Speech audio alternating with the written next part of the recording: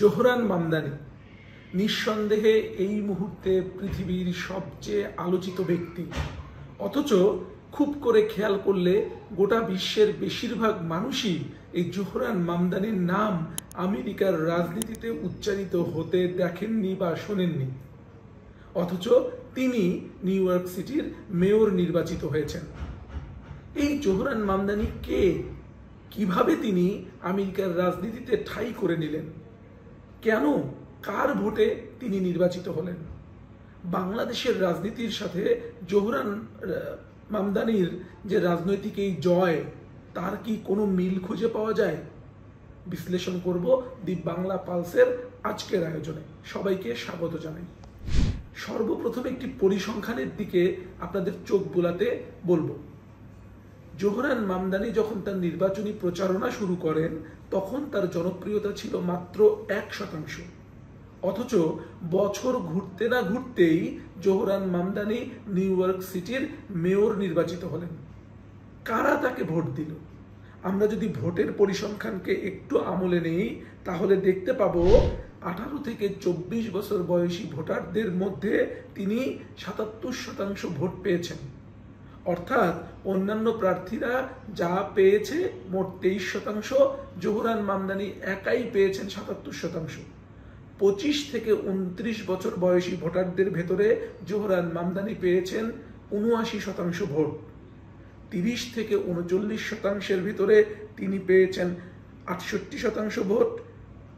40 থেকে 49% ভিতরে পেয়েছেন 50%।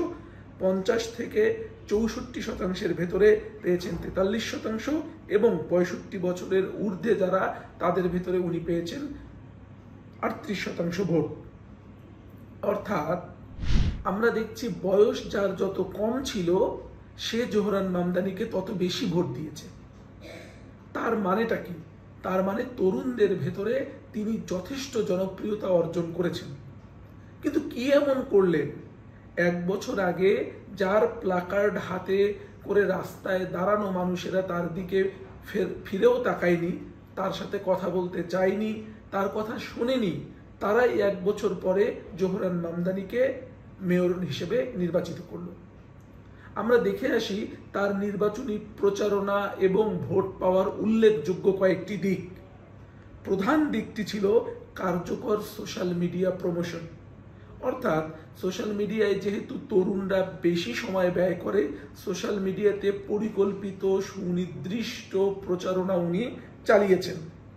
ইনস্টাগ্রাম, টিকটক এবং সোশ্যাল মিডিয়া নেটিভ নামে উনি একটি প্রচারণা চালিয়েছেন যা তরুণদেরকে আকর্ষণ করেছে বেশি।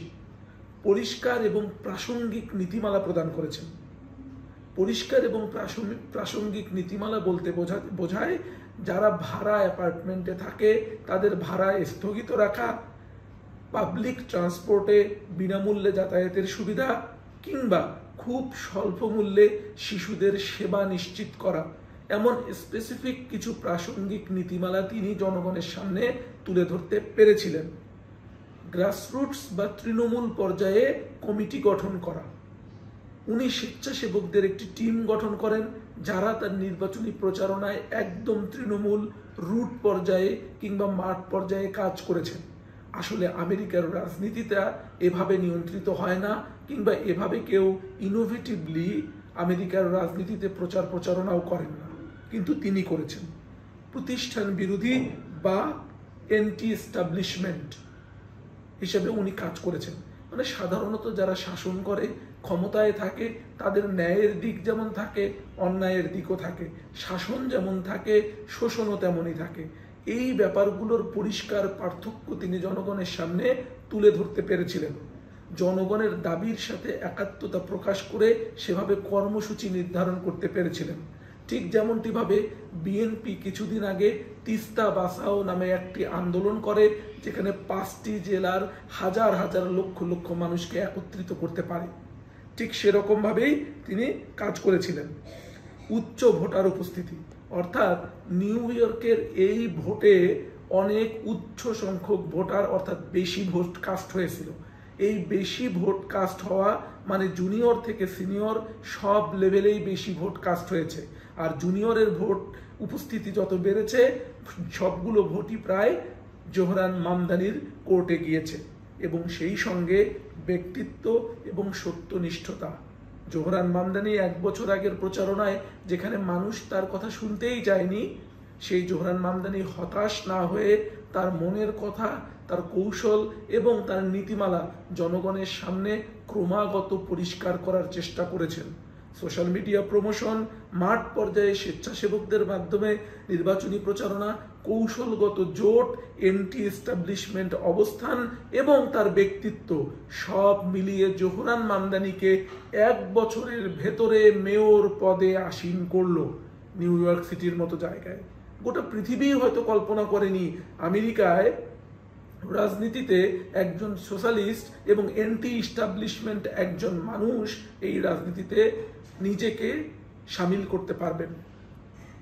এবার চলুন একটি কথা, বাংলাদেশের রাজনীতির সাথে জোহরান মামদানির এই জয় থেকে কি কিছু শিক্ষা নেবার আছে? অবশ্যই আছে, কারণ জোহরান মামদানি তরুণদের ভোটে নির্বাচিত হয়েছেন। আমরা গোটা বিশ্বের দিকে তাকালেই দেখতে পাই তরুণদের একটি আপরাইজিং কিংবা আন্দোলন আমরা দেখতে পাই। বাংলাদেশ, নেপাল, ফিলিপিন্স, শ্রীলঙ্কা সব জায়গাতেই তরুণদের জয় জয়কার। সর্বশেষ জোহরান মামদানির ভোটেও সেই তরুণদের জয় জয়কার নিশ্চিত হলো। বাংলাদেশের রাজনীতিতে তরুণদেরকে সামনে রেখে তরুণদের চিন্তা ভাবনাগুলোকে, প্রত্যাশাগুলোকে নিয়ে আগামী রূপরেখা যারা তৈরি করতে পারবে তারাই মূলত বাংলাদেশের রাজনীতিতে ভালো করবেন। কারণ এই বিশাল জনসংখ্যার 18 থেকে 35 বছর বয়সী তরুণদের সংখ্যা এখন হু হু করে বাড়ছে। তো এই তরুণরাই ইনফ্লুয়েন্সার হিসেবে কাজ করে তার পরিবার, তার সমাজ, তার গোষ্ঠী, বংশ, আত্মীয় স্বজন, বন্ধু বান্ধব কিংবা পাড়া প্রতিবেশীদের মাঝখানে। সুতরাং তরুণদের জন্য সুনির্দিষ্ট কৌশলগত সমস্যা সমাধানের রূপরেখা এবং ইশতেহার যে প্রণয়ন করতে পারবে এবং কাজে নিজেকে মডেল আকারে উপস্থাপন করতে পারবে, তিনিই মূলত বাংলাদেশের রাজনীতিতে আগামীতে নেতৃত্ব দেবে। তো তরুণদের বিবেচনার বাইরে রেখে কোনো রাজনীতি সফল হতে পারে না। বাংলাদেশ থেকে দি বাংলা পালস চ্যানেলের পক্ষ থেকে জোহরান মামদানিকেও আমরা স্বাগত জানাই।